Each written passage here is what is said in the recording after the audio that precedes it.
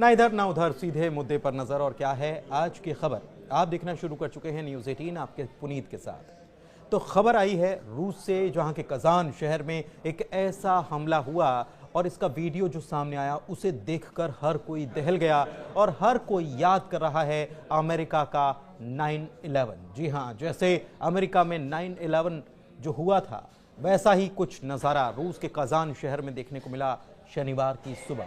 Same वैसा ही हमला हुआ और रॉयटर्स न्यूज़ एजेंसी जो है उसके मुताबिक कजान पर 8 ड्रोन अटैक किए गए थे। इनमें 6 अटैक रिहायशी इमारतों पर हुए हैं। हालांकि खबर ये आ रही कि इसमें किसी की जान नहीं गई है। आपको बता दें कि कजान शहर है कहाँ। दरअसल रूस की राजधानी मॉस्को जो है उससे करीब 720 किलोमीटर दूर पड़ता है। और ये अटैक किसने किया? ये अटैक किया है यूक्रेन ने। जी हाँ, एक तरफ यूक्रेन पर लगातार अटैक जो है वो रूस की तरफ से किए जा रहे हैं, दूसरी तरफ यूक्रेन भी अमेरिकी मिसाइलों का इस्तेमाल कर रहा है और साथ ही साथ ड्रोन का इस्तेमाल कर रहा है इस अटैक को अंजाम देने में। कजान शहर रूस की राजधानी मॉस्को से 720 किलोमीटर दूर पड़ता है और अभी तक जो जानकारी आई है हमले में किसी के मारे जाने की कोई खबर नहीं है। सोशल मीडिया पर हमले के कई वीडियो हालांकि वायरल हो रहे हैं जिसमें कई ड्रोन इमारतों से टकराते हुए भी नजर आ रहे हैं। और इन हमलों के बाद कजान समेत रूस के 2 एयरपोर्ट्स को भी बंद कर दिया गया है। अमेरिका में ऐसा ही वाकया साल 2001 में हुआ था जब वर्ल्ड ट्रेड सेंटर पर इसी तरह से प्लेन हाईजैक कर हमला किया गया था। अगर रूस की बात करें तो कजान शहर में यह हमला हुआ और अभी तक किसी के भी मारे जाने की खबर नहीं आई है। लेकिन इसके पहले शुक्रवार को यूक्रेन ने रूस के कुर्स्क बॉर्डर पर अमेरिकी मिसाइलें दागी थी और इसमें 6 लोग मारे गए थे। इसके तुरंत बाद रूस ने रिटेलिएट किया, जवाब दिया और रूस ने यूक्रेन की राजधानी कीव पर हमला किया। इसमें एक व्यक्ति की मौत हुई। यूरोपियन यूनियन की chief Ursula von der Leyen के मुताबिक रूस ने कीव में जिस इमारत को निशाना बनाया था वहां से कई देशों के डिप्लोमेटिक मिशन ऑपरेट होते थे। जर्मनी के चांसलर ओलाफ शोल्ज ने कहा है कि वे जंग खत्म करने के लिए पुतिन से बात करेंगे। इधर रूस पर 4 महीने में दूसरी बार 9/11 जैसा हमला देखने को मिला। रूस पर 4 महीने पहले भी 9/11 जैसा हमला हुआ था और यूक्रेन ने रूस के सारातोव शहर में 38 मंजिला रिहायशी इमारत वोल्गा स्काई को निशाना बनाया था। इस शहर में रूस का स्ट्रैटेजिक बॉम्बर मिलिट्री बेस भी है। हमले में 4 लोग घायल हुए थे और इसके बाद रूस ने पलटवार करते हुए यूक्रेन पर 100 मिसाइल और ड्रोन दागे थे। इसमें 6 लोगों की मौत हुई थी और 150 से ज्यादा घायल हुए थे। तो लगातार ये वॉर जो है वो चल रहा है। इधर यूक्रेन पर रूस के न्यूक्लियर चीफ की हत्या के भी आरोप लगाए गए। 4 दिन पहले ही रूस के न्यूक्लियर चीफ इगोर किरिलोव की मॉस्को में एक ब्लास्ट में मौत हो गई थी। हमले के वक्त किरिलोव अपार्टमेंट से बाहर निकल रहे थे और उसी वक्त नजदीक खड़े स्कूटर में धमाका हुआ जिसमें किरिलोव के साथ साथ उनका असिस्टेंट भी मारा गया था। रॉयटर्स जो न्यूज एजेंसी है उसके मुताबिक यूक्रेन के अधिकारियों के हवाले से बताया गया कि किरिलोव की हत्या यूक्रेन ने कराई। मीडिया रिपोर्ट्स के मुताबिक यूक्रेन की सिक्योरिटी सर्विस एजेंसी SBU से जुड़े एक सूत्र ने इसकी जिम्मेदारी भी ली। यूक्रेन सिक्योरिटी सर्विसेज यानी SBU का आरोप था कि किरिलोव के लीडरशिप में रूस ने लगभग 5000 बार रासायनिक हथियारों का इस्तेमाल किया था। इनमें 700 से ज्यादा बार इनका इस्तेमाल इस साल मई में ही हुआ था। पुतिन ने 2 दिन पहले ही कहा था जंग रोकने के लिए वो तैयार है।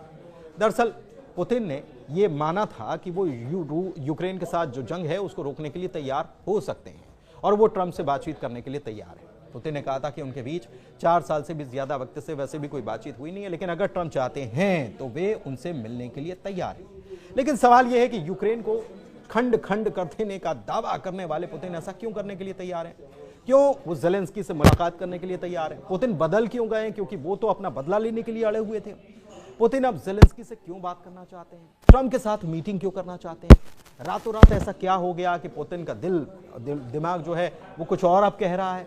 क्यों अचानक से युद्ध रोकने की बात हो रही है और समझौते की मेज पर क्यों बैठने के लिए तैयार है? दरअसल डोनाल्ड ट्रंप का आपको वो बयान याद करना होगा 3 महीने पहले जब उन्होंने कहा था कि अगर वो राष्ट्रपति बनेंगे, अमेरिका में जब चुनाव का प्रचार चल रहा था तो उन्होंने कहा था कि जब वो राष्ट्रपति बनेंगे तो चुटकियों में वो इस वॉर को रुकवा देंगे। उनका एक फोन कॉल ही काफी होगा इस यूक्रेन और रूस के वॉर को रुकवाने के लिए। और जैसा ट्रंप ने कहा था, ऐसा लग रहा है कि उसका असर होना शुरू हो गया है। उनकी प्लानिंग जो है वो काम कर रही है। ट्रंप ने अमेरिका की कमान अभी संभाली नहीं है, लेकिन पुतिन समझौते की बात करने लगे। 2 दिन पहले पुतिन ने यह बात कही कि हम समझौता करने के लिए तैयार हैं, मेज पर बैठने के लिए तैयार हैं। और प्रेस कॉन्फ्रेंस के दौरान उन्होंने ये भी कहा कि चाहे हमारी कोई शर्त नहीं होगी, चाहे फिर वो यूक्रेन के राष्ट्रपति ज़ेलेंस्की से उनके साथ बैठक करने की बात हो या फिर अमेरिका के राष्ट्रपति के साथ बैठक करने की बात हो, हम शांति के साथ बातचीत करने के लिए तैयार हैं। पुतिन ने अमेरिकी न्यूज चैनल से भी कहा था कि संघर्ष पर चर्चा करने के लिए वो ट्रंप के साथ बातचीत के लिए कहीं भी बैठने के लिए तैयार है।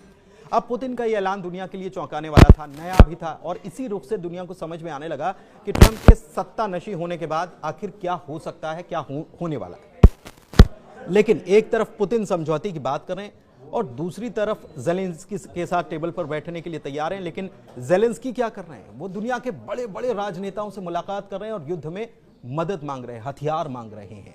ब्रसेल्स भी गए और यूरोपियन काउंसिल की प्रेसिडेंट एंटोनियो कोस्टा से मुलाकात की।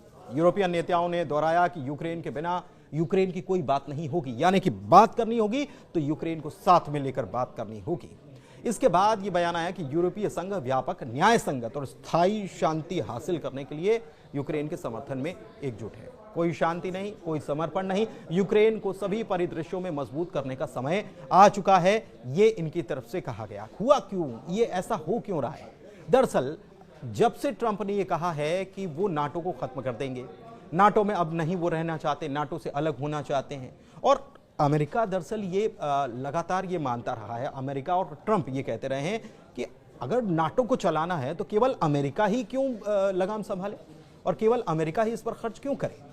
दूसरी तरफ नाटो देशों को भी लग रहा है कि अगर ऐसा हुआ तो बड़ा भारी नुकसान हो जाएगा और बड़ी विकट परिस्थितियों का सामना करना पड़ेगा। खास तौर पर यूरोपियन देश जो हैं उनके लिए बड़ी टेंशन हो गई है, क्योंकि इतना 3 साल से ज्यादा का वक्त हो गया वॉर चलते हुए और इस 3 साल के वक्त में काफी पैसा भी चला गया, काफी बहुत सारी चीजें भी लगी हैं और ऐसे में इन देशों की टेंशन बढ़ गई है कि अगर अमेरिका पीछे हटता, एक दिन के लिए भी पीछे हटता है तो बड़ा भारी नुकसान जो है इस वॉर गेम में बदल जाएगा और वॉर गेम पूरे तरीके से बदल जाएगा। ज़ेलेंस्की पुतिन से बात करना चाहते हैं, लेकिन जंग को खत्म करना चाहते हैं, तो ज़ेलेंस्की वॉर के लिए हथियार और पैसों की जरूरत को पूरा करने के लिए यूरोपियन यूनियन के नेताओं से लगातार मुलाकात कर रहे हैं। वो ये भी कह रहे हैं कि ट्रंप को पता ही नहीं है कि मामला क्या है और उन्होंने ये भी कहा कि वॉर के बारे में वो बहुत कुछ उनसे साझा करना चाहते हैं। लेकिन अब आने वाले वक्त में क्या होगा, क्योंकि एक तरफ पुतिन तैयार हैं बैठक करने के लिए, बातचीत करने के लिए, और दूसरी तरफ ज़ेलेंस्की जो हैं वो मानने के लिए तैयार नहीं है और उन्होंने अब यूरोपियन देशों का साथ जुटाना शुरू कर दिया है। तो क्या ये वॉर ऐसे ही जो ट्रंप कह रहे थे ऐसा हो जाएगा कि ट्रंप चाहेंगे और वॉर पूरा खत्म हो जाएगा, सब शांति हो जाएगी, या फिर जिस तरीके से हमला हुआ है कजान में, रूस के कजान में यूक्रेन की तरफ से, उसका जवाब एक बार फिर से रूस की तरफ से दिया जाएगा?